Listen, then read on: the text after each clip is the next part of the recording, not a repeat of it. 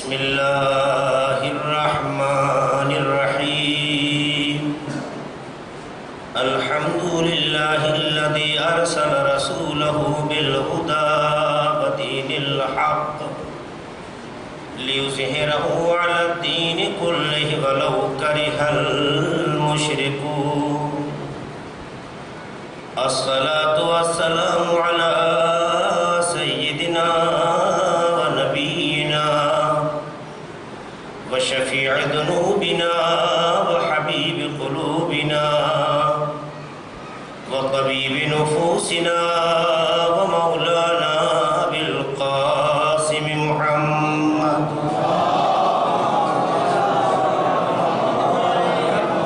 وعلى أهل بيته الطيبين الطاهرين المعصومين المظلومين الذين أطهر الله عنهم الرجس وطهرهم تطهيرا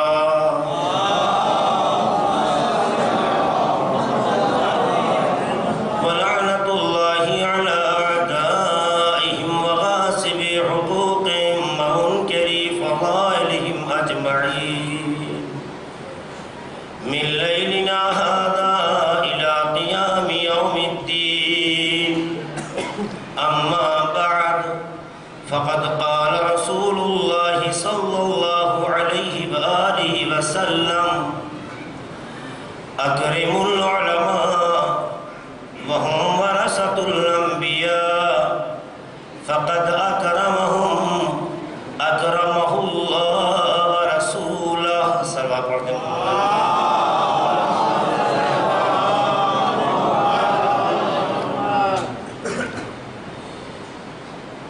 میں بہرحال کل حاضر نہیں ہو سکا، جس میں معذرت چاہتا ہوں. کچھ تو مجبوریاں رہی ہوں گی، ورنہ یہ لوگ بے وفا نہیں ہوتے. یہ تو آپ جانتے ہی ہیں. آپ کی محبت کی قدر کرتا ہوں. آپ نے یاد رکھا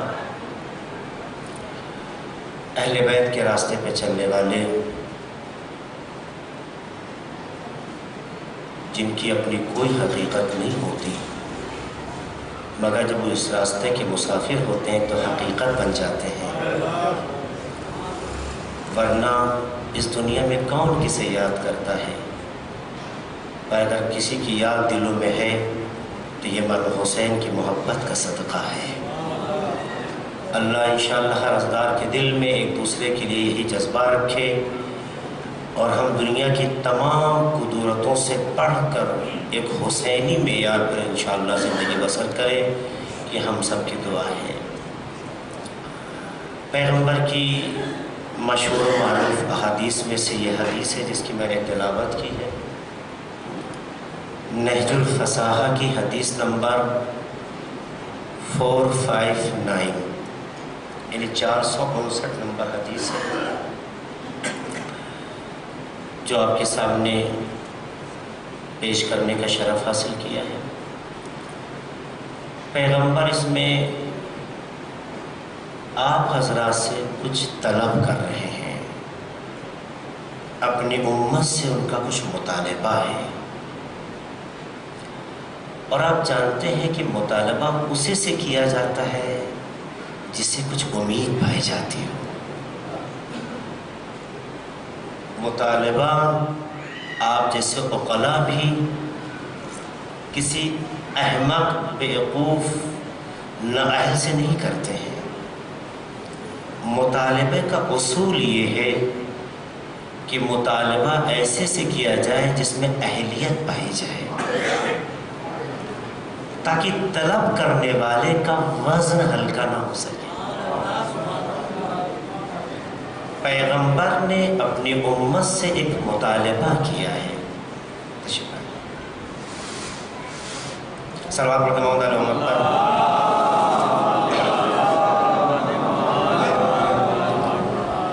پیغمبر نے امت سے ایک مطالبہ کیا ہے.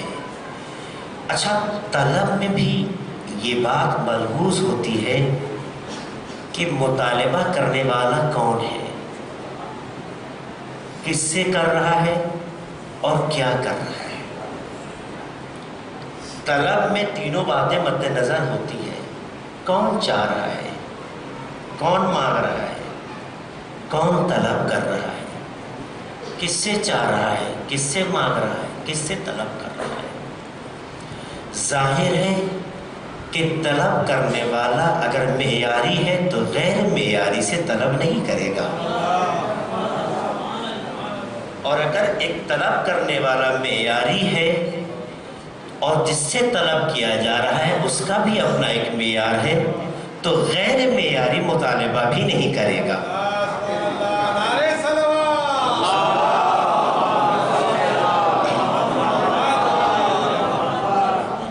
جیسا کہ آپ کو یاد ہوگا لفظ عطا میں میں نے کبھی یہ بات کہی تھی، اِنَّا أَعْطَيْنَاكَ الْكَوْثَرَ میں عطا کرنے والا جسے عطا کیا جا رہا ہے، عطا کی جانے والی چیز ذہن میں ہوگا خاکہ۔ ایسی طلب میں بھی ہے، طلب میں بھی مطالبہ کون کر رہا ہے؟ یقیناً جو کسی سے مطالبہ کر رہا ہے اس کا اپنا اگر معیار نہ ہو تو طلب اپنا مفہوم کھو دے گا۔ اس لیے طلب کرنے والے کا اسٹیٹس ایک معیار ہونا چاہیے، اور جب وہ معیار ہوگا تو کبھی بھی معیاری انسان غیر معیاری چیز طلب نہیں کر سکتا، اور کبھی ایسا انسان جس کا اپنا ایک معیار ہو کبھی کسی غیر معیاری سے کوئی مطالبہ بھی نہیں کر سکتا۔ اگر پیغمبر امت کو خطاب کر کے ایک چیز طلب کر رہے ہیں تو یہ طلب کرنا خود پیغمبر کی شان جو کہ اجل ہے، اتم ہے، اکمل ہے، کائنات میں بعنوان انسان بعد از خالق اگر مخلوق کے زمرے میں کسی کو دیکھا جائے تو پیغمبر سے بہتر کائنات میں کوئی فرد نہیں ہے۔ وہ پیغمبر جو قرآن کی سند کے پیش نظر کوئی مطالبہ خواہش کی بنیاد پہ نہیں کرتا، کوئی مطالبہ اپنی پسند کی بنیاد پہ نہیں کرتا، خدا کا جب ارادہ ہوتا ہے تو پیغمبر کی زبان پہ جاری ہو جاتا ہے۔ یعنی جس کے طلب کا وزن یہ ہو، جس کے طلب کا معیار یہ ہو کہ زبان رسالت پر جو بات آتی ہے الفاظ پیغمبر کے ہوتے ہیں، ارادہ پروردگار کا ہوتا ہے، تو جہاں یہ مشیت چلتی ہو اگر اب پیغمبر امت سے کچھ کہہ رہا ہے، امت کے سامنے کچھ رکھ رہا ہے تو اس کا مطلب کوئی جذباتی مطالبہ نہیں ہے، کوئی اپنی پسند پہ منحصر مطالبہ نہیں ہے، یہ وہ مطالبہ ہے جس کا خدا نے ارادہ کیا ہے پیغمبر کی زبان پہ جاری ہوا ہے۔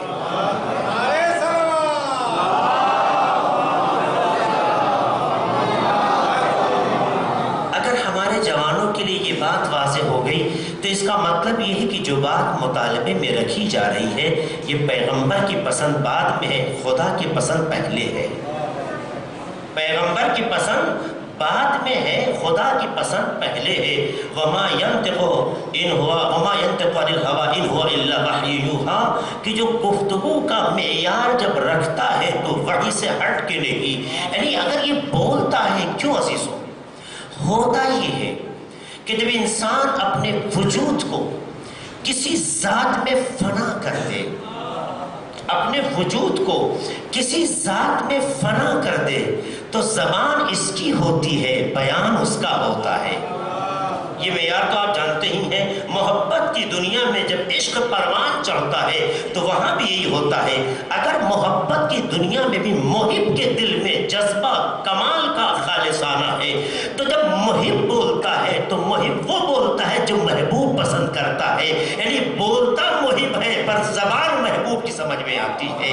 تو اگر محبت کی دنیا میں دنیا یہ معیار طے کرتا ہے تو دنیا یہ معیار طے کرتی ہے، تو جو خالق دنیا ہو اس کی محبت کا معیار کیسا ہوگا؟ یقیناً کائنات میں کوئی ذات اگر اس قابل ہے جس سے محبت کی جائے تو خدا سے بہتر نہ کل تھی، نہ آج ہے، نہ کل ہوگی، چونکہ دنیا کے تمام محبوں نے دھوکہ دیا ہے، لیکن جو ہر نفرت میں بھی محبت سے جواب دے اسے خدا کہتے ہیں۔ اس سے بہتر دنیا میں کوئی محبت کے لائق نہیں ہے۔ اب یہ اور بات ہے کہ وہ اپنی محبت کو کامل نہیں مانتا جب تک کچھ اور کی محبت آپ کی زندگی کا حصہ نہ بن جائے۔ محبت ہم اس لیے نہیں کرتے ہیں کہ ہمیں اہل بیت سے وابستگی ہے، اہل بیت سے اس لیے محبت کرتے ہیں کہ خدا کی خواہش یہ ہے۔ ہم محبت اہل بیت بھی اپنی پسند پہ نہیں کرتے، چونکہ خدا کی خواہش یہ ہے کہ قُلْ لَا أَسْأَلُكُمْ عَلَيْهِ أَجْرًا إِلَّا الْمَوَدَّةَ فِي الْقُرْبَى، تم نے چاہا ہے اجر رسالت دینا، تم نے چاہا ہے تو ہم نسخہ بتائے دیتے ہیں، جب تک ان سے محبت نہ کرو گے اس وقت تک محبت ہماری مکمل نہیں ہوگی، چونکہ جس نے مجھ سے محبت کے قابل بنایا ہے وہ اہل بیت ہے۔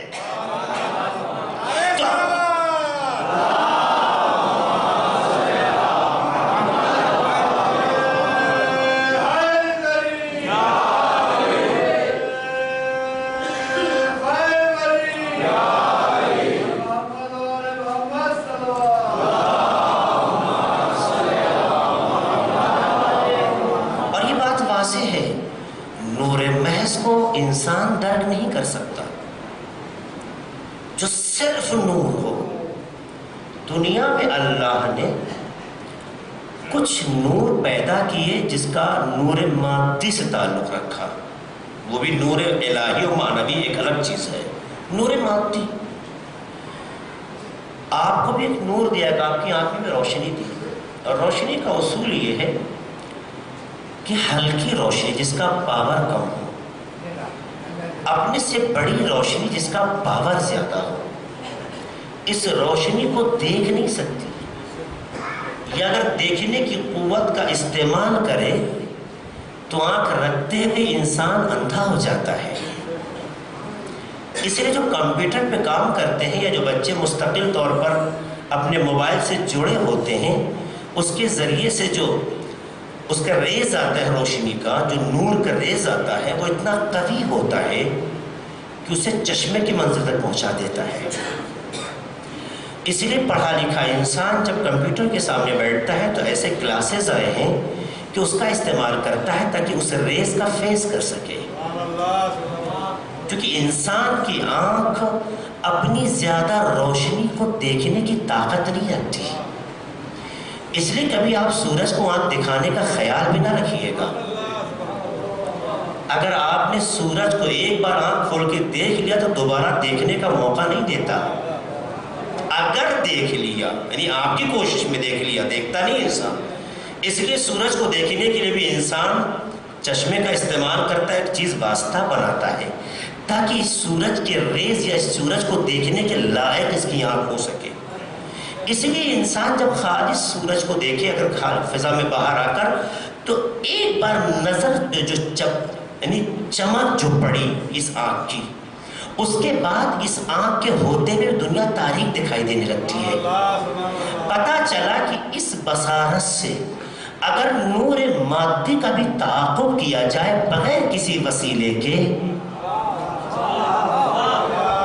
اس مادی نور کا تعاقب کیا جائے، اسے دیکھنے کی کوشش کی جائے، پیچھا کیا جائے بغیر کسی وسیلے سے، تو وسیلے کے تو اس آنکھ میں اتنی طاقت نہیں ہے کہ اپنے نور کو بچا سکے، تو جو اپنے نور کو نہ بچا سکے وہ کسی کو نور کیا عطا کرے گا؟ تو عزیزو، اپنے نور کو بچانے کے لیے بھی ضروری یہ ہے کہ ایک نور مادی کو دیکھنے کے لیے ایک واسطہ، ایک وسیلے کا استعمال کرے۔ تو ہمیں اتنا بتا دیجئے کہ جب نور مادی کو دیکھنے کے لیے وسیلے کی ضرورت ہے، ورنہ آنکھ ہوتے ہوئے انسان اندھا نظر آنے لگتا ہے، تو جو نور الہی ہو، جو نور معنوی ہو، جو نور خالص نور ہو، جو نور محض نور ہو، جسے خدا بند عالم کہتے ہیں، کون دنیا کی آنکھ ہے جو اسے دیکھ سکے؟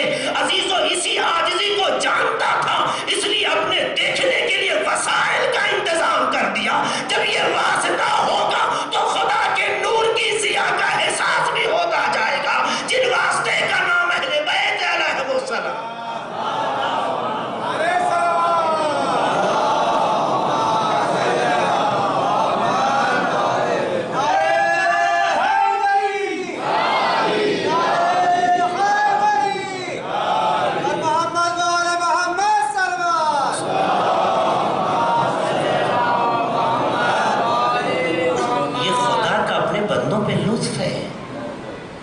کرم ہے، یہ بندے کی عاجزی کا احساس ہے کہ اس نے اس طرح کے وسائط رکھے، واسطے رکھے، ذرائع رکھے، تو عزیزو نور محض کا دیکھنا آسان نہیں ہے، پر ہاں اس نے ایسے وجود کو آمادہ کیا جس کا ایک حصہ نور سے تعلق رکھے، دوسرا حصہ خاک سے تعلق رکھے، تاکہ خاک کو اپنے سے جذب کر کے نور تک پہنچا سکے۔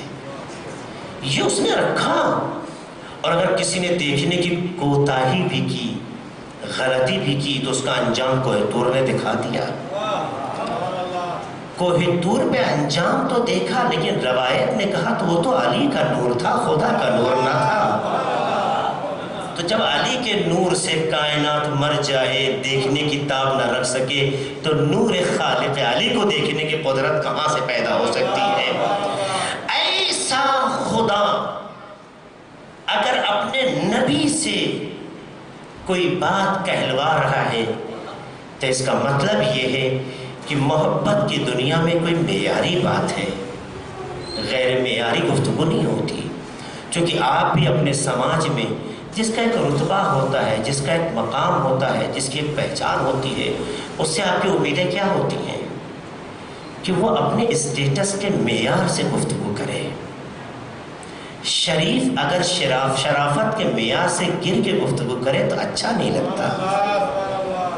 با کمال اگر کمال کے معیار سے گر کے گفتگو کرے تو پسند نہیں آتا۔ انسان اپنی گفتگو سے اپنے معیار کو طے کرتا ہے۔ یہ بات واضح ہے نا؟ میرے جوانوں سے یاد رکھنا، میرے بھائیوں سے یاد رکھنا، تعلیم انسان کو عزت نہیں دیتی، علم کے ذریعے جو زبان قوت پیدا کرتی ہے وہ عزت بخشتی ہے۔ تعلیم فقط عزت نہیں دیتی، تعلیم جو آپ کے اندر اپنے جلوے دکھاتی ہے، اس بنیاد پر انسان عزت پاتا ہے۔ لہذا علم کے معیار کو اپنے عمل سے ہلکا مت ہونے دینا، علم کے معیار کو اپنے عمل سے ہلکا مت ہونے دینا۔ آپ کو خدا نے ڈاکٹر بنایا ہے تو ڈاکٹر کے معیار پہ اسے دیکھو، اگر آپ کو انجینئر بنایا ہے تو انجینئر کے معیار پہ اسے دیکھو، اگر آپ کو عالم بنایا ہے تو عالم کے معیار پہ دیکھو۔ ہر انسان محترم ہے، خدا نے صلاحیتوں کو تقسیم ہی اس لیے کیا ہے تاکہ ہر انسان پہ خدا کا مظہر دکھائی دے۔ ہر انسان میں خدا چاہتا، میں نے شاید کسی موقع پہ بات کہی تھی، خدا چاہتا تو ہر کسی میں ساری خوبیاں ڈال دیتا، مگر خدا کی عطا میں کیا کوئی کمی ہے؟ آپ کو مولانا بھی بنا دیتا، آپ کو ڈاکٹر بھی بنا دیتا، آپ کو انجینئر بھی بنا دیتا، آپ کو شریف النص بنا دیتا۔ جن جن چیزوں کو بشریت کی ضرورت تھی سارے کمالات آپ میں رکھ دیتا۔ کیا خدا کی قدرت میں کمی ہے؟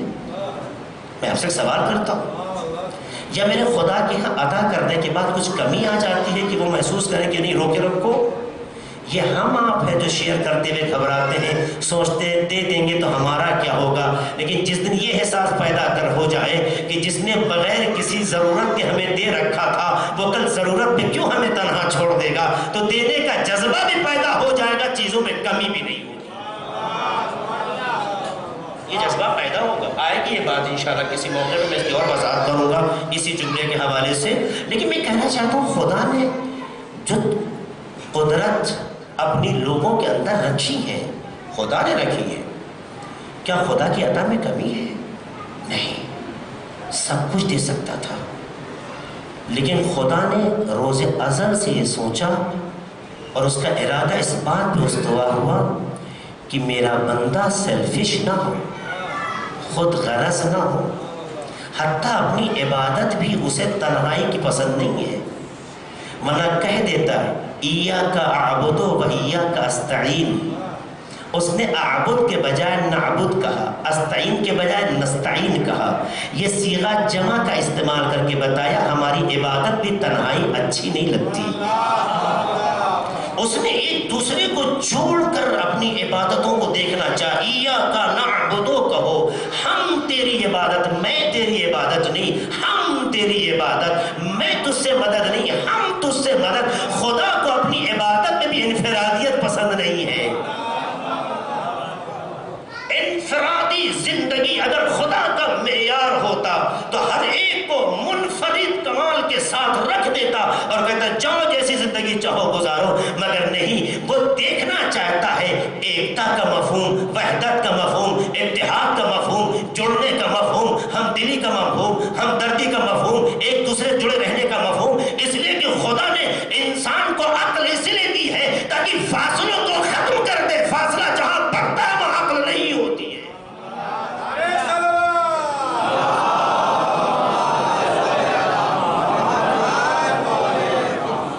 اس نہج پہ خدا نے کمالات رکھے ہیں، تو خدا نے کہیں بھی آپ کو اکیلا نہیں رکھنا چاہا ہے، ایک دوسرے سے جوڑا ہے، ایک دوسرے کی رسپیکٹ کا حکم دیا، وَكَرَّمْنَا بَنِي آدم۔ ایک دوسرے کی رسپیکٹ، ایک دوسرے سے محبت، ایک دوسرے سے لگاؤ۔ کیوں؟ یہ انسان ہم نے آپ نے پیدا کیے ہیں، خدا نے پیدا کیے ہیں۔ کیا خدا نے خلقت میں کوئی کمال اسے دیا اور آپ کو نہیں دیا، یا آپ کو دیا اسے نہیں دیا؟ ایسا ہے؟ نہیں، خدا نے کمالات دونوں طرف اپنے برابر کے رکھے۔ ایسا کچھ نہیں ہے کچھ اسٹرکچر آف باڈی میں، انسان کے وجود میں کوئی جوہر انسانی، انسان کی ضرورت کے اعتبار سے جن پارٹس کی ضرورت ہو، کسی ایک میں مکمل ہو، کسی ایک میں ناقص ہو، ایسا نہیں ہے۔ جس خدا نے اپنی قدرت کی عطا میں کوئی کمی نہ چھوڑی ہو، اس کا مطلب یہ ہے کہ اللہ نے ہر انسان کو اپنا مظہر بنایا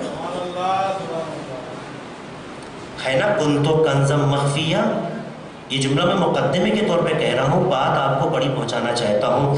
کنتو کنزم مخفیہ فاحببت ان اعرف فخلقت الخلق، خلق میں ایک چھپا ہوا خزانہ تھا، میں نے چاہا میں پہچانا جاؤں، میں نے مخلوق پیدا کی۔ اللہ نے کہیں نہ کہا میں نے اہل بیت پیدا کیا، یہاں اس جملے میں خلقت الخلق کہا، میں چھپا ہوا خزانہ تھا، اپنے چھپے ہوئے خزانے کو دنیا کے سامنے جب پہچانوانے کا راستہ نکالنا چاہا تو میں نے یہ انسان کو پیدا کیا۔ یعنی ہر انسان کو خدا نے اپنی ذات کے لیے نشانی اور معرف بنایا۔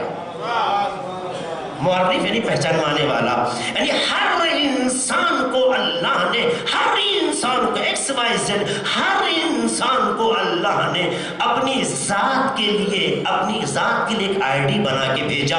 اسے دیکھتے جاؤ، اس کے خدا کا اندازہ لگاتے جاؤ، اسے دیکھتے جاؤ، اس کے خالق کو پہچانتے جاؤ۔ اب یہ اور بات ہے، کچھ لوگوں نے اس بھرم کو ہمیشہ زندہ رکھا ہے، کچھ لوگوں نے حالات کی چادر پہن لی ہے، ورنہ یہ ایسا ممکن نہیں ہے کہ انسان جو مخلوق خدا ہو، مظہر الہی ہو، اس میں کمال نہ پایا جاتا ہو۔ تو اس نے آواز دی، یاد رکھنا، اگر انسان حالات کی چادر اوڑھ کے بدعمل ہو جائے تو انسان کے برائی سے نفرت کرنا، برے سے نفرت نہ کرنا، اس لیے کہ وہ انسان مظہر الہی ہے۔ کہیں ایسا نہ ہو اس کی نفرت سے یہ جذبہ پیدا ہو جائے کہ جب معاشرے کا حصہ بن کے اچھا ہو جائے تو تمہارے دلوں میں محبت نہ پیدا ہو سکے۔ اس لیے کہا برائی سے نفرت کرنا، برے سے نفرت نہ کرنا۔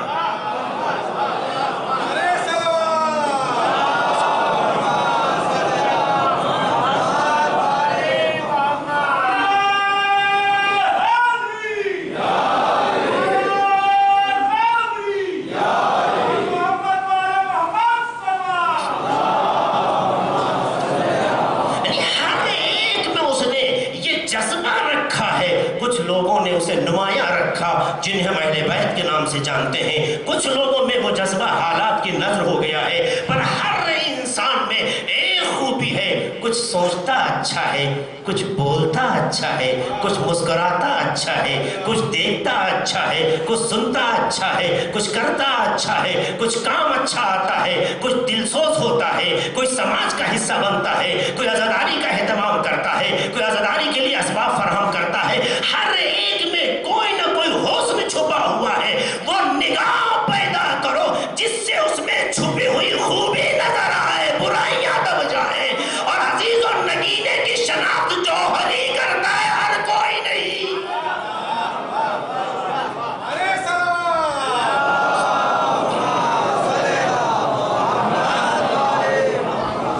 تو عزیزو، اسی لیے آپ میں کوئی برا نہیں ہے، آپ سب اچھے ہیں، بہت اچھے ہیں۔ ایک دن گوشے تنہائی میں بیٹھ کر اپنے خدا سے بات کر کے تو دیکھیں.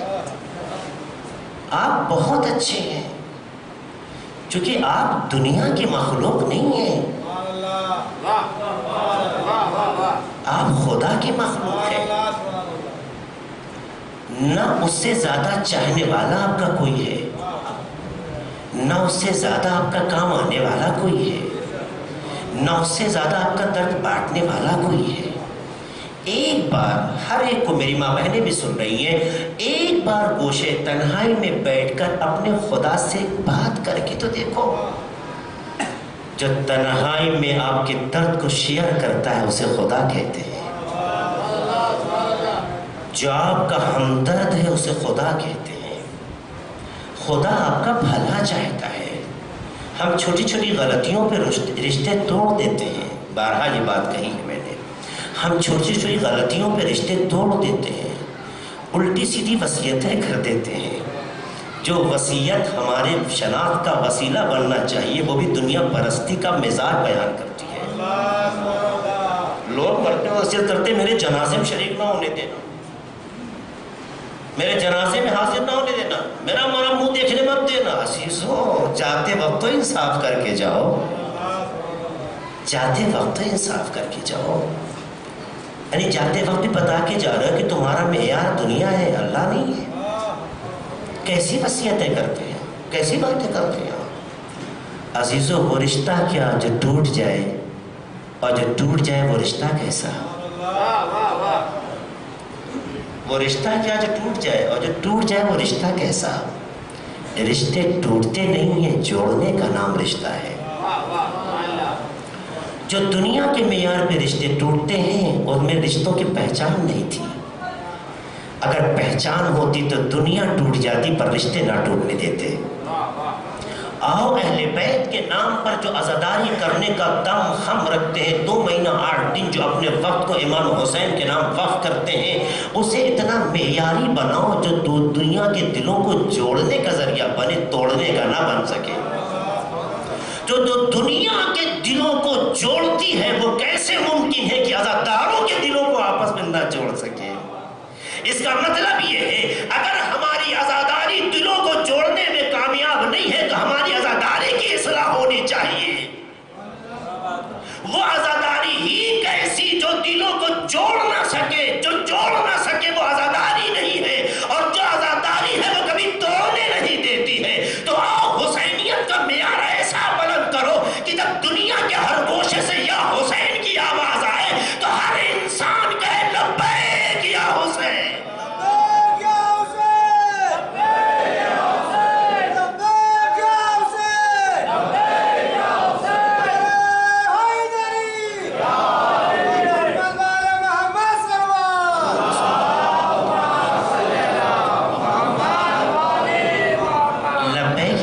صرف نعرہ نہیں ہے، ہمارے دلوں کی آواز ہے. لبیک کا مطلب جانتے ہیں؟ میں حاضر ہوں. جیسے لبیک اللہم لبیک جب خانہ کعبہ کوئی دیکھتا ہے ایک حاجی یا اللہ کا بندہ تو حکم ہے، آداب ہے، تلبیہ پڑھے. کیا؟ لبیک اللہم لبیک. کیا مطلب؟ خدایا میں حاضر ہوں تیری بارگاہ میں. یعنی انسان خدا کی غیبت کی خبر نہیں لیتا. لبیک اللہم لبیک کہہ کے خود کے حاضر ہونے کی خبر دیتا ہے. یعنی خدایا جو میں اب تک غائب تھا تیری بارگاہ میں حاضر ہوں. لبیک یا حسین، اے حسین جو اب تک تجھ سے دور تھا آج میں تیری بارگاہ میں حاضر ہوں. لبیک یا حسین دلوں کے جوڑنے کا نعرہ ہے، خالی زبان کا لغلقہ نہیں ہے. لہذا ہر حسینی میں یہ جذبہ پیدا ہونا چاہیے. آئیں دیکھیں انصاف سے ہم اپنے ساتھ انصاف کر بھی رہے ہیں یا نہیں. یہ سوچنے کا حق تو ہے نا. ہم آپ بیٹھ کے سوچیں اپنے ساتھ ہم انصاف کر بھی رہے یا نہیں. کہیں ایسا تو نہیں ہے کھانا کھا لیا، کپڑا پہن لیا، سو گئے، اٹھ گئے، پھر سو گئے. کہیں ایسا تو نہیں ہے جی تو رہے ہیں پر روح زندگی سے بے خبر ہے. جینا کمال نہیں ہے، حیات کو ابدی بنانا ہنر ہے، جینا کمال نہیں ہے، حیات کو ابدی بنانا کمال ہے۔ ابدی بنانے کے نسخے اہل بیت موقع موقع سے دیتے رہتے ہیں، لہٰذا ایک مطالبہ کرنے والا اپنے معیار سے گر کے مطالبہ نہیں کرتا، جیسا معیار ہوتا ہے ویسے ہی بیان ہوتا ہے، اور پھر جب بیان معیاری ہوتا ہے تو یقیناً مطالبہ بھی معیاری ہوگا۔ ہمارے اور آپ کے نبی کیا فرماتے ہیں؟ اکرم العلماء، یہ ہر کسی سے بیان نہیں، مطالبہ نہیں ہے، پیغمبر کا اپنی امت سے مطالبہ ہے۔ کون سا پیغمبر؟ جو وحی سے ہٹ کے گفتگو نہیں کرتا۔ کیا؟ اکرم العلماء، علماء کا احترام کرو۔ اگر اتنا کہہ بھی دیتے نا تو ہمارے لیے کافی تھا۔ جو کہنے والا کون ہے؟ پیغمبر ہے۔ اس کا مطلب یہ ان کا منشا نہیں ہے، خدا کا منشا ہے۔ علماء کے احترام کا حکم دے ضرور پیغمبر رہے ہیں، مگر یہ حکم خدا دلوا رہا ہے، یعنی علماء کا احترام کون کروا رہا ہے؟ خدا کروا رہا ہے۔ اتنا ہو جاتا جملہ تو کافی تھا، لیکن پیغمبر عقل، استدلال، لاجک، منطق، اس کے معیار پہ گفتگو کرتے ہیں، اس لیے فوراً استدلال کیا فَإِنَّهُمْ وَرَثَةُ الْأَنْبِيَاءِ، یعنی بتانا چاہتے ہیں کہ دیکھو یہ تمہاری رسپیکٹ ہے میرے تئیں، تم جانتے ہو کہ تمہارا پیغمبر جھوٹا نہیں ہے، تمہارا پیغمبر صادق بھی ہے، امین بھی ہے، اس کا مطالبہ بھی صحیح ہے، بات بھی صحیح ہے، جتنی بات خدا نے کہی اتنا کہا ہے، لیکن اتنا بھی جان لو کہ تمہارا پیغمبر کوئی بات بغیر ریزن اور حکمت کے نہیں کہتا، یعنی یہ کافی ہے۔ دیکھیے جس طرح سے ایک اچھا بیٹا وہ ہوتا ہے، ایک اچھی اولاد وہ ہوتی ہے جو باپ کے مطالبے پر یہ سوال نہیں کرتی ہے کہ کیوں۔ اگر بیٹا تربیت شدہ ہوتا ہے اور باپ اس سے ایک مطالبہ کر لے تو بیٹا پلٹ کے نہیں پوچھتا کیوں، کیونکہ کیوں پوچھنا یہ باپ کی عظمتوں کی توہین ہے۔ اگر باپ کی محبت، باپ کی رؤفت، باپ کی چاہت معیاری ہو تو کبھی بیٹا باپ سے کیوں نہیں پوچھتا ہے، کیونکہ کیوں وہاں سوال ہوتا ہے جہاں ذہنوں میں خدشہ ہو، جہاں خدشہ پیدا ہو جائے وہاں رشتوں کا کمال نہیں ہوتا ہے، جہاں خدشہ پیدا ہو جائے وہاں رشتوں کا کمال نہیں ہوتا ہے، لیکن جہاں یہ اطمینان ہے کہ میرے باپ نے کبھی میرا برا نہیں چاہا ہے، میرے بارے میں برا نہیں کیا ہے، میں اپنے لیے میرے لیے جان دے سکتے ہیں پر برا نہیں چاہ سکتے ہیں، جہاں بیٹا باپ کے لیے جذبہ رکھتا ہے وہ باپ کے مطالبے پہ یہ سوال نہیں کرتا ہوا ہے، کیوں نہیں پوچھتا ہے، یہ نہیں پوچھ کر یہ کہنا چاہتا ہے کہ جس کا باپ ریسپیکٹ کی دنیا میں معیاری ہوتا ہے وہاں اولاد سوال نہیں کرتی ہے، کیونکہ سوال وہاں ہوتا ہے جہاں سوال کا معیار ہلکا ہو۔ جب باپ اولاد کے حق میں انصاف کرتا ہے تو غیر معیاری سوال بھی نہیں کر سکتا، یہی کافی ہے۔ لیکن کہیں کہیں ذہنوں میں کوئی یہ وسوسہ نہ ڈال دے، یہ کون سی بات ہے، تم تو جوان ہو، تمہارے بھی سوچنے کا حق ہے، تمہارا بھی اپنا ایک معیار ہے، تمہیں بھی اپنی بات کہنے کا حق ہے۔ تو پیغمبر نے ان تمام باتوں کو مد نظر رکھتے ہوئے حکمتیں بھی بیان کر دی، ورنہ اتنا کافی کہ ہمارے اور آپ کے آخری نبی نے کہا۔ پھر کہتے ہیں کیا؟ فَإِنَّهُمْ، کیوں احترام کرو علماء کا؟ جو کہ فَإِنَّهُمْ وَرَثَةُ الْأَنْبِيَاءِ، یہ انبیاء کے وارث ہیں۔ علماء کا یوں ہی احترام نہیں کرنا ہے، کیوں کرنا ہے؟ چونکہ علماء انبیاء کے وارث ہیں۔ نہ پیغمبر نے کسی نبی کی خاص صفت کی طرف اشارہ کیا، نہ کسی خاص نبی کا نام لیا کہ آدم کے وارث ہیں، شیس کے وارث ہیں، نوح کے وارث ہیں، بس انبیاء کہا، مطلق انبیاء، یعنی جناب آدم سے لے کر خاتم تک 1,24,000 جو انبیاء کا عقیدہ ہم رکھتے ہیں، تمام انبیاء کے وارث کا نام علماء ہے۔ اور یہ وارث ہیں کس کے؟ علماء کے۔ تو وراثت کیسی ہوگی؟ جو جو مورث کی خوبیاں ہوگی وہی چیز وراثت میں آئے گی۔ آج کہ بھائی وراثت ایک ایسی چیز ہوتی ہے، وراثت ایک ایسی چیز ہوتی ہے کہ جس میں جو کچھ مورث میں ہے خوبیوں کے تحت وہ بھی آ سکتی ہے، جو کچھ برائیوں کے تحت یا بیماری کی شکل میں وہ بھی۔ کسی ہارٹ ڈاکٹر کے پاس جائیے، پوچھتے خاندان میں کوئی ہے؟ شوگر والے ڈاکٹر کو دکھائیے، کہتے ہیں ماں باپ میں کسی کو ہے۔ بی بی کی بات آئے، کہتے ہیں کوئی گھر میں ہے۔ پتا چلا کہ وراثت ایک ایسی چیز ہے کہ جس میں بیماریاں بھی منتقل ہو سکتی ہیں۔ تو عزیزو، اگر بیماری منتقل ہو سکتی ہے تو اس کا مطلب یہ ہے کہ جہاں مورث میں خوبیاں ہوگی وہ بھی منتقل ہوگی۔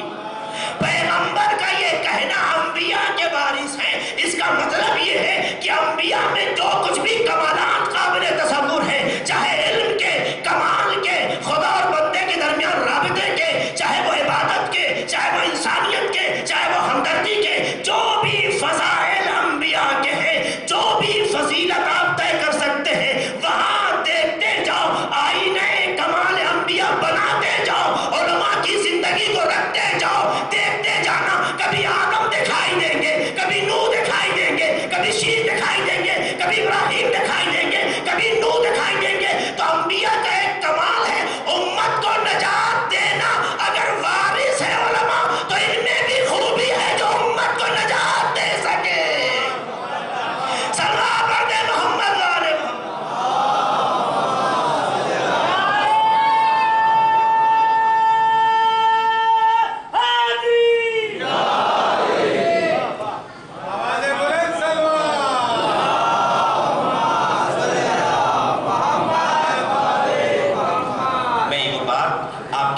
متوجہ کرانے کے لیے کہ آج کی دنیا میں وراثت کے اعتبار سے حسب و نسب کے سلسلے میں بیماریاں بھی ٹرانسفر ہو رہی ہیں۔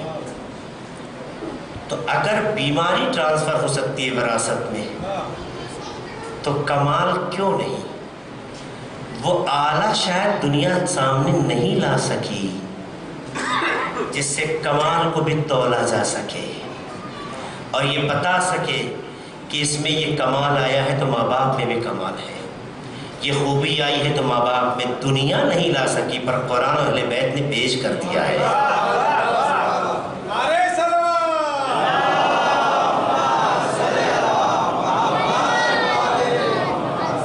قرآن و اہل بیت نے پیش کر دیا ہے۔ کہا تم معیار دیکھنا چاہتے ہو وراثت میں؟ تو جب بولے تو یہ سمجھنا بیٹا نہیں بول رہا ہے، باپ بول رہا ہے۔ جب ایک کوئی کمال کا کام کرے تو وہ بیٹا نہیں کر رہا ہے، باپ کر رہا ہے۔ ایک صحیح راستے پہ جا رہا ہے تو صرف بیٹا نہیں جا رہا ہے، باپ جا رہا ہے۔ اس لیے دیکھیے جس بچے میں خوبیاں پیدا ہو جاتی ہیں باپ سینہ ٹھوک کے کرتا ہے، یہ وہ نہیں، یہ میں کر رہا ہوں، یہ وہ نہیں میں کہہ رہا ہوں یا میں کر رہا ہوں۔ یہ جذبہ بتاتا ہے کہ خوبیاں وراثت میں آتی ہیں۔ پیغمبر بھی کہتے ہیں علماء کا یوں ہی احترام نہ کرو، میں تمہیں بتا ہی دیتا ہوں علماء کا احترام کرنا کیوں؟ فَإِنَّهُمْ وَرَثَةُ الْأَنْبِيَاءِ، یہ انبیاء کے وارث ہیں۔ یاد رکھنا اگر ان کا احترام کرتے ہو، آدم کو نہیں دیکھا تو کیا ہوا؟ آدم کے احترام کا ثواب پا سکتے ہو۔ نوح کو نہیں دیکھا تو کیا ہوا؟ نوح کے احترام کا ثواب پا سکتے ہو۔ جناب شیش کو نہیں دیکھا تو کیا ہوا؟ جناب شیش کے احترام کا ثواب پا سکتے ہو۔ خدا نے علماء کی نعمت ہمارے درمیان رکھ کے ہمیں دنیا سے گرایا نہیں ہے بلکہ انبیاء ماں سبق سے جوڑ کے بتایا ہے۔ جو تمہیں کائنات کی خوبیوں سے جوڑتے ہیں وہ علماء ہیں۔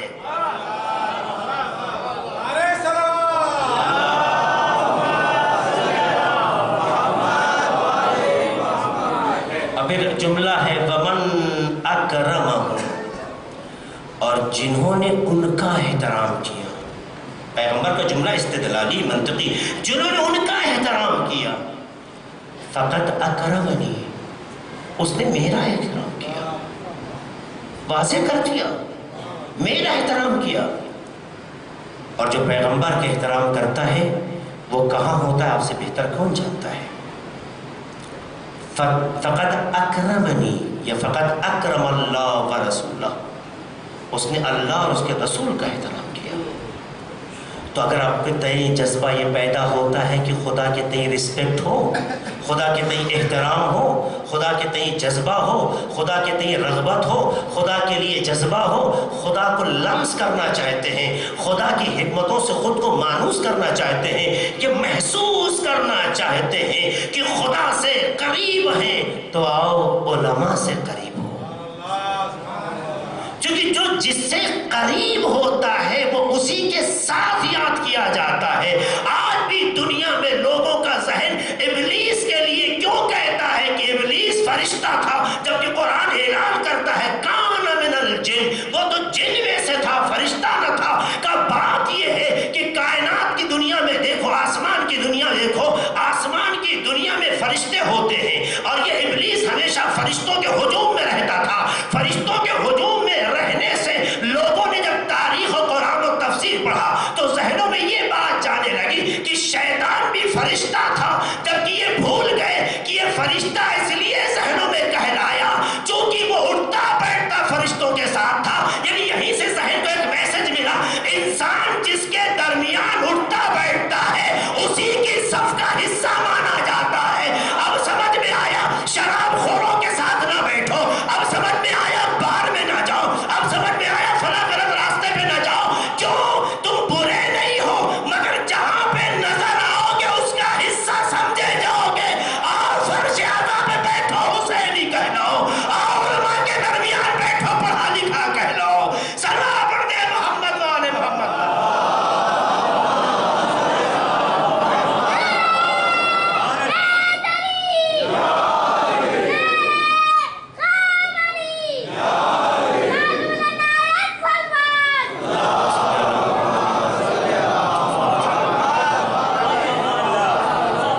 یقیناً آپ اچھے ہوں گے، یقیناً آپ اچھے ہیں، آپ برے نہیں ہیں، لیکن اتقوا مواضع التہم، تہمت کی جگہوں سے بچو۔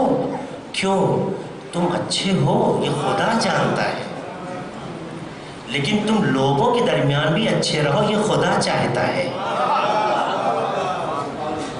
آپ اچھے ہیں یہ خدا جانتا ہے، آپ اچھے رہیں یہ خدا چاہتا ہے۔ یہی وجہ ہے کہ نہیں چاہتا وہاں جائیں جہاں سے آپ کی آبرو خطرے میں چلی جائے۔ آپ کی شناخت معیاری ہونا چاہیے، چونکہ آپ وسیلہ معرفت خدا ہیں، آپ وسیلہ معرفت خدا ہیں۔ تو انسان کو محنت کرنے کی ضرورت نہیں ہے، انسان کو اپنے کو چینج کرنے کی ضرورت، صرف ایک چینج لائے، آٹومیٹک توفیقات شامل حال ہو جاتی ہیں۔ ورنہ آپ دیکھیے اگر ایک شیطان فرشتوں میں اٹھ بیٹھ کر لوگوں کے ذہنوں میں فرشتے کا تصور پا سکتا ہے تو انسان تو شیطان نہیں ہے، اور انسان تو ایسوں کے ساتھ ہو سکتا ہے جو فرشتوں سے بھی اونچے تھے۔ اس لیے اہل بیت نے آپ کو فرشتوں تک نہیں پہنچایا ہے، فرشتوں کو خادم بنا کے آپ کو امیر بنا دیا ہے۔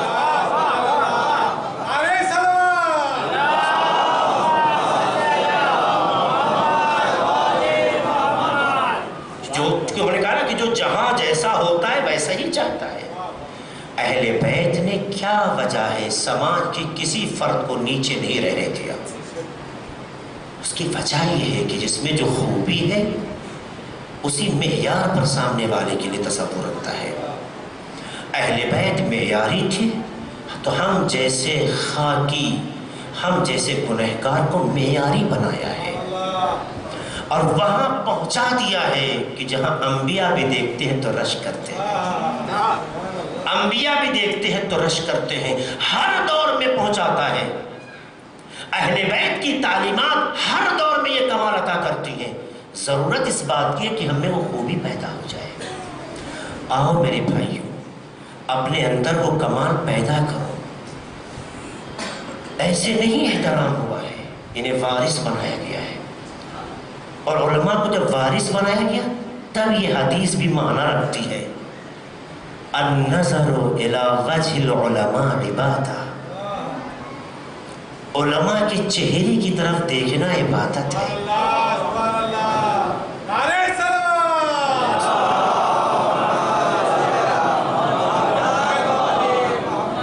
علماء کے چہرے کی طرف، علماء کہتے کس اس کو انشاءاللہ کل وضاحت دوں گا. علماء کے چہرے کی طرف دیکھنا عبادت ہے. سنیے گا جو بات میں کہنا چاہتا ہوں بہت اہم ہے. صلوات پڑھیں محمد علی محمد پر.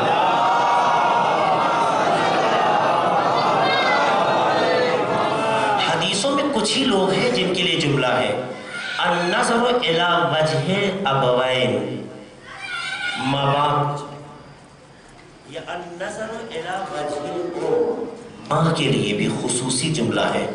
ماں کے چہرے کی طرف دیکھنا، ماں باپ کے چہرے کی طرف دیکھنا. النظر الی الکعبہ، کعبے کی طرف دیکھنا. کچھ تو کعبے، علماء اور ماں باپ میں رابطہ تو ہے،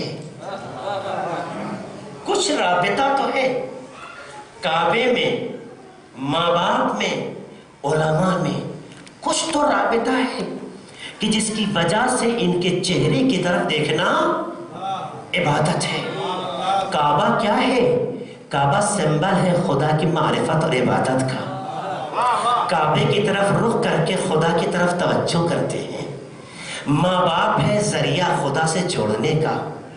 ماں باپ کی اگر بچپن میں تربیت نہ ہوتی تو ہم خدا سے مانوس نہ ہوتے. علماء ہے جو ہمیں قیامت تک خدا سے جوڑے رکھنے کا وسیلہ بنتے ہیں.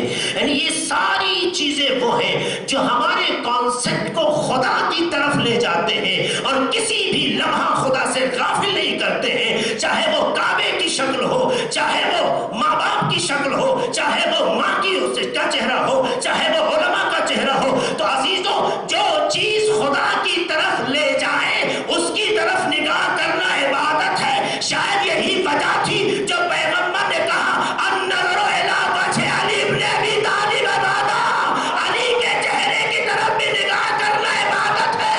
تو جو کعبے کا اثر ہے، ماں باپ کا اثر ہے، وہ علماء کا اثر ہے، تمام کمالات کو اکٹھا کیا جائے تو چہرہ ابو طالب بنتا ہے. صلوات پڑھنے محمد والے محمد.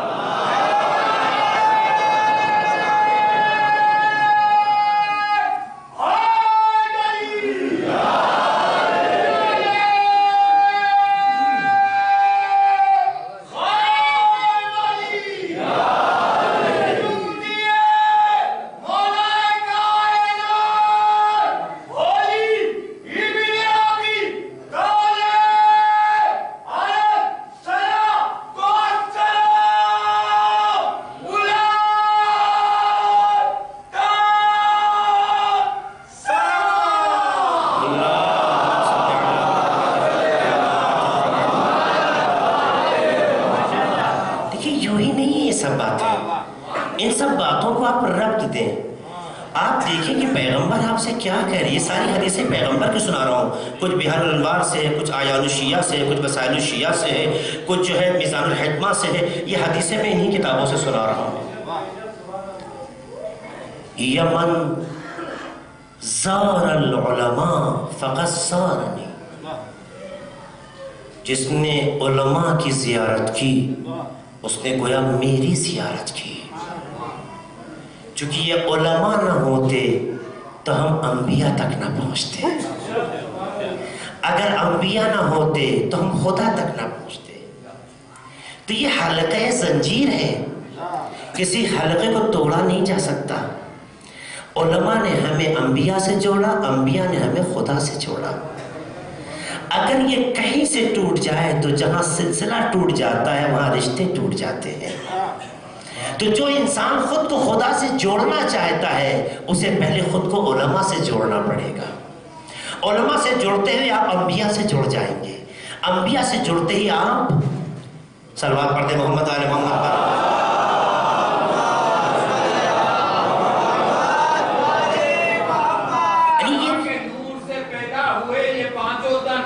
محمد حسن علی فاطمہ حسین و حسن.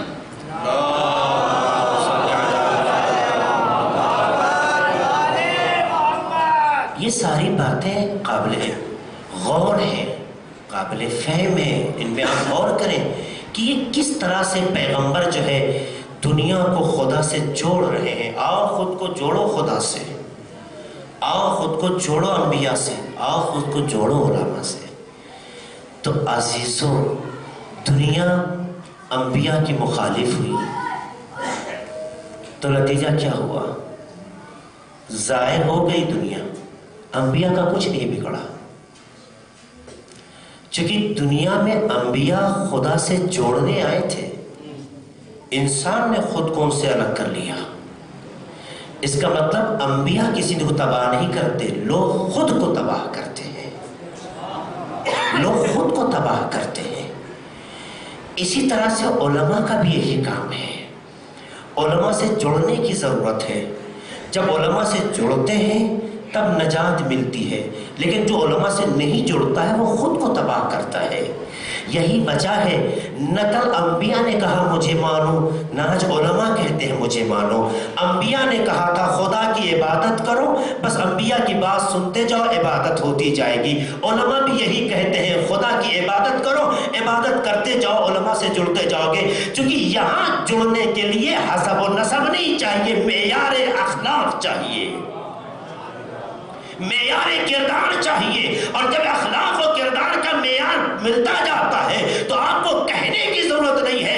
دنیا میں رشتوں کو پہچانوانے کے لیے زبان کے استعمال کی ضرورت ہوتی ہے، بتانا پڑتا ہے ہم فلاں کے رشتہ دار ہیں، فلاں میرا رشتہ دار ہے، لیکن اللہ کے جو سلسلے ہیں وہاں زبان کو نہیں بولنا ہے، کردار بول کے شہادت دے گا ہمارا رشتہ کس سے ہے، تو آپ کا کردار بتائے گا۔ علماء سے جڑے ہیں، آپ کا کردار بتائے گا، انبیاء سے جڑے ہیں، آپ کا کردار بتائے گا، خدا سے جڑے ہیں۔ یہاں کہنے کے لیے زبان کا استعمال نہیں، کردار چاہیے۔ زبان جھوٹ بول سکتی ہے، کردار جھوٹا نہیں ہوتا۔ سلام پڑھ دے محمد والے محمد پر۔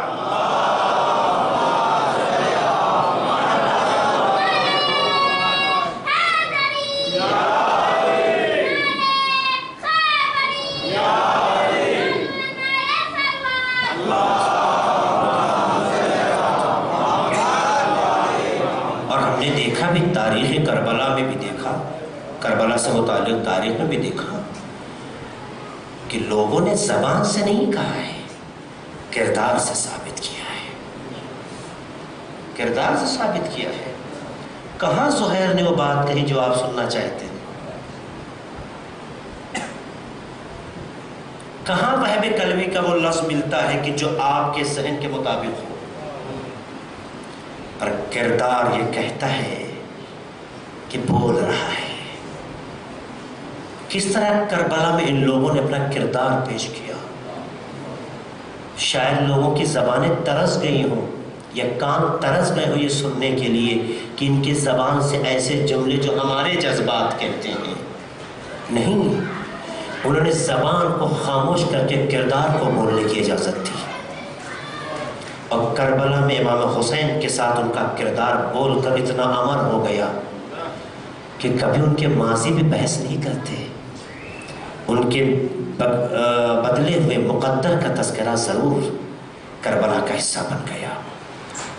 اور عزیزو، کربلا نے ایسی ہی تربیت کی ہے، کربلا نے کردار کو سنوارا ہے،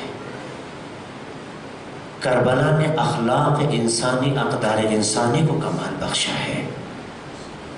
اور جنہوں نے کربلا سے جوڑا ہے، کربلا نے انہیں عزت بخشی ہے، چاہے کل جوڑا ہو چاہے آج جوڑتے ہو، کسی کو رسوا نہیں کیا ہے۔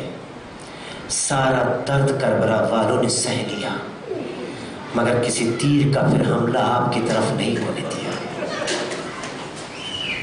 قائد حسینیوں، سارے تیر کا زخم لیتے ہیں تاکہ تم حسینیت کی تحریک کو آگے لے کے جاؤ۔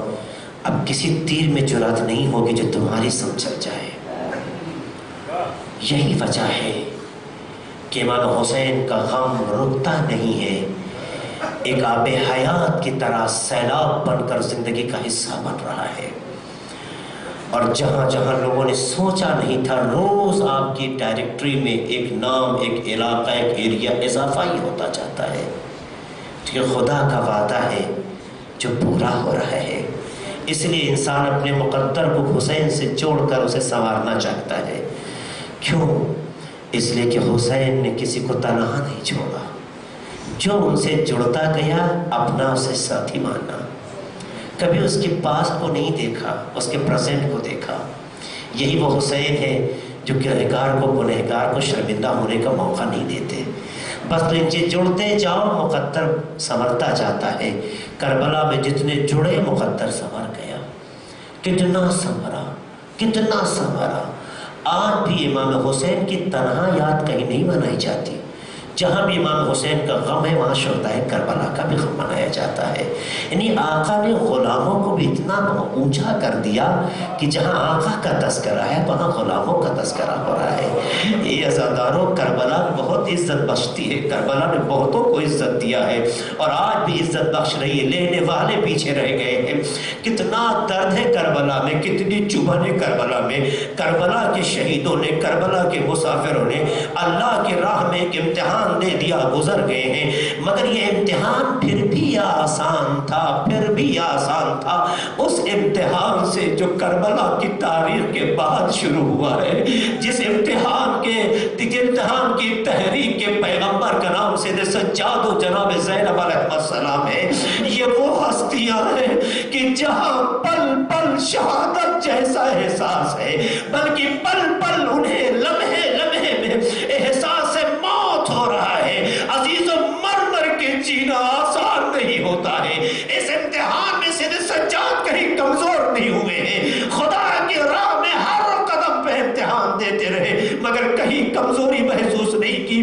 عزاداروں، ہاتھوں میں ہتھکڑیاں پڑ گئی، پاؤں میں بیڑیاں آ گئی، گلے میں خارگار توق آ گیا، اتنی سختی کے ساتھ بدن کو سمیٹ دیا گیا ہے، مگر سید سجاد ہیں، ان کے ارادوں میں کمی نہیں ہے، ان کی تحریک میں کہیں سے کوئی ضعف نہیں ہے۔ ہاں عزاداروں، جب بابا کے جنازے کے سامنے سے گزارا جانے لگا، جہاں سے پتھر دل انسان بھی ایسی خطا نہیں کرتا ہے کہ جہاں پہ لوگوں کے اپنے گھر کے مرے ہوئے کے جنازے موجود ہو، ان کے جسم پارا پارا ہو، اور وہاں سے بچوں کو گزارا جائے، وہاں سے وارثوں کو گزارا جائے، سخت ترین امتحان کی منزل ہے۔ ایک جوان 23 سال کی عمر کے سید سجاد کا تصور کیجئے، بابا کا جنازہ سوچیے کہ جن کے جسم پر سر نہیں ہے، جن کے بدن پہ لباس نہیں ہے، لیکن ان کے بدن کو صبح اسما سے پامال کر دیا گیا۔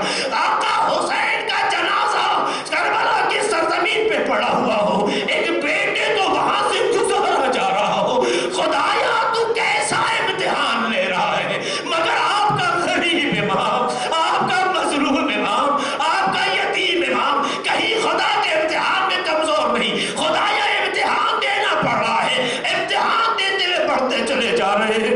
عزاداروں، خدا نہ کرے کسی جوان بیٹے کا ایسا کبھی امتحان لیا جائے کہ اس کے بابا کے جنازے کی جہاں پہ حرمتی ہوئی ہو، ارے وہاں جوان بیٹے کو گزارا جائے۔ آسان منزلیں نہیں ہوتی ہیں، مگر امام ہے ما رأیت الا جمیلہ کا مصداق بنتے ہوئے آگے بڑھتے ہیں۔ کتنا درد کربلا سے لے کے جا رہے ہیں، سوچ سکتے ہیں؟ ہر قدم پہ درد ہے۔ میں ترتیب وار کچھ باتیں سناؤں گا آنے والے مسائل میں، عزاداروں آپ کا دل روئے گا۔ میں ان جملوں کی طرف اشارہ کرنا چاہتا ہوں جس کو فارسی میں کہتے ہیں نہ گفتے بھی موت، اگر گفتے میں بھی شد، اگر یہ کہا نہ جاتا تو نہ گفتہ رہ جاتا۔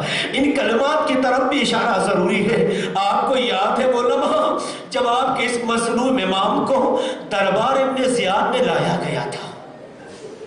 ابن زیاد کے جب دربار میں لایا گیا ہے تو آپ نے دیکھا اس دربار میں پھپھی اماں جو اس کوفے کی شہزادی تھی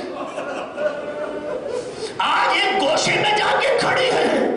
خدایا کسی کا ایسا امتحان کبھی نہ ہو کہ جو جہاں شہزادی بن کے رہ سکی ہو اور آج وہاں پہ ایک کنیز کی شکل میں لائی جا رہی ہو، اسیر بنا کے لائی جا رہی ہو۔ جناب زینب کے لیے سخت ترین لمحہ ہے، مگر ایک گوشے میں کھڑی ہے، مگر ابن زیاد کی نگاہیں انہیں دیکھ کر کہتی ہے کون ہے؟ کہا حاضی زینب، ارے یہ زینب بنت علی ہے۔ جو جملے اس نے کہے ہیں جناب زینب سلام اللہ علیہ کے زخم کو کریدنے کے لیے کافی ہے۔ خدا نے کیسا انصاف کیا ہے، تمہارے جوانوں کو قتل کر دیا، حسین کو مار دیا، ان کے وجود سے دنیا کو پاک کر دیا۔ اس طرح کے نازیبا کلمات اس بہن سے کہے جا رہے ہیں، ارے جس کی روح کا نام حسین ہو، جس کے بغیر زینب جی نہ سکی، ایسی بہن سے ایسے جملے ابن زیاد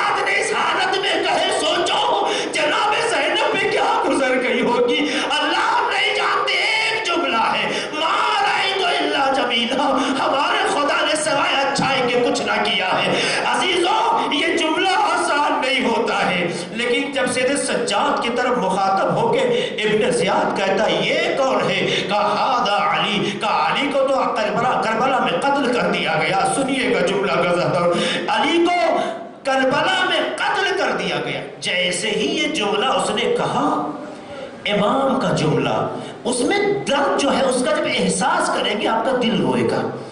امام نے پلٹ کے کہا اللہ یتوفی الانفس حین موتها، ابن زیاد اللہ جب کسی کو مارتا ہے تو روح قبض کرتا ہے۔ کیا کہا تھا اس نے؟ جب لفظ علی سنا تو کیا کہا؟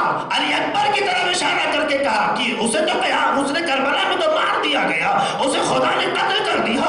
تو امام کا جملہ، اس میں درد کتنا چھپا ہے سنیے گا۔ امام نے ابن زیاد کے جملے پہ ایک لفظ کہا ہے اللہ یتوفی الانفس حین موتها، خدا جب کسی بندے کو مارنا چاہتا ہے تو فقط روح نکال لیتا ہے۔ یہ جملہ کہہ کے بتانا چاہتے ہیں کہ تو جس بھائی کے مارے جانے پہ خدا کی نسبت دے رہا ہے کہ خدا نے اسے مارا ہے، ایک نے زیاد خدا تو فقط روح نکالتا ہے۔ امام نے کربلا پڑھ دی، امام کہنا چاہتے ہیں ارے میرا بھائی اس طرح مارا گیا کہ اس کے سینے میں نیزے کی ہڈی ٹوٹی، میرے بابا نے جب ہڈی نکالی تو میرے بھیا کا کلیجہ باہر آ گیا۔ میرے بھیا کو مارنے کے بعد ارے ان کے بدن پہ تلوار چلائی گئی، ان کا حصہ ہربن ٹکڑے ٹکڑے کر دیا گیا۔ امام اس جملے سے وہ مصیبت بیان کرنا چاہتے ہیں۔ اے ابن زیاد تو کہتا ہے خدا نے مارا، ارے خدا تو فقط روح نکالتا ہے، لیکن میرا بھیا علی اکبر کربلا میں اس طرح بے رحمی سے شہید کیا گیا کہ جب بابا نے بھیا کا جنازہ اٹھایا، ارے سینہ سنبھالتے ہیں تو پیر جھول جاتا ہے، پیر کو سنبھالتے ہیں تو سینہ آویزہ ہو جاتا ہے، آواز دیتے ہیں اے بنی ہاشم، حسین سے جوان کا لاشا نہیں سنبھلتا۔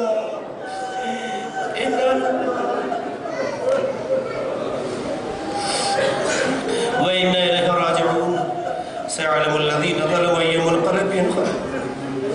خدایا ہمارے صبر قبول فرما، خدایا ہمارے گناہوں کو بخش دے، خدایا مومنین کی جو مرادیں حاجتیں ہیں اگر ان کے حق میں بہتر ہے شرف قبول عطا فرما۔ خدایا جو بھی بیمار ہیں انہیں شفاء کامل و عاجل عطا فرما۔ خدا تجھے واسطہ محمد علی محمد کا تیرے حسین کی عزاداری کرنے والے دنیا میں جہاں کبھی بھی جان مال عزت آبرو کی حفاظت فرما۔ خدایا ہم سب کے توفیقات میں اضافہ فرما کہ تیرے حسین کی عزاداری ویسے منا سکے جیسا کہ تو چاہتا ہے۔ خدایا ہمارے تمام علماء کرام بالخصوص مہاراج اعظام کی حفاظت فرما۔ خدایا تجھے واسطہ محمد علی محمد کا ہمارے وطن عزیز ہندوستان میں امن و امان قائم کر۔ خدایا پرچم جمہوریہ اسلامی ایران کو سربلندی عطا فرما، امام زمانہ کے ظہور میں تعجیل فرما، ہم سب کو ان کے امان و انصار میں شمار فرما۔ فاطمہ حسین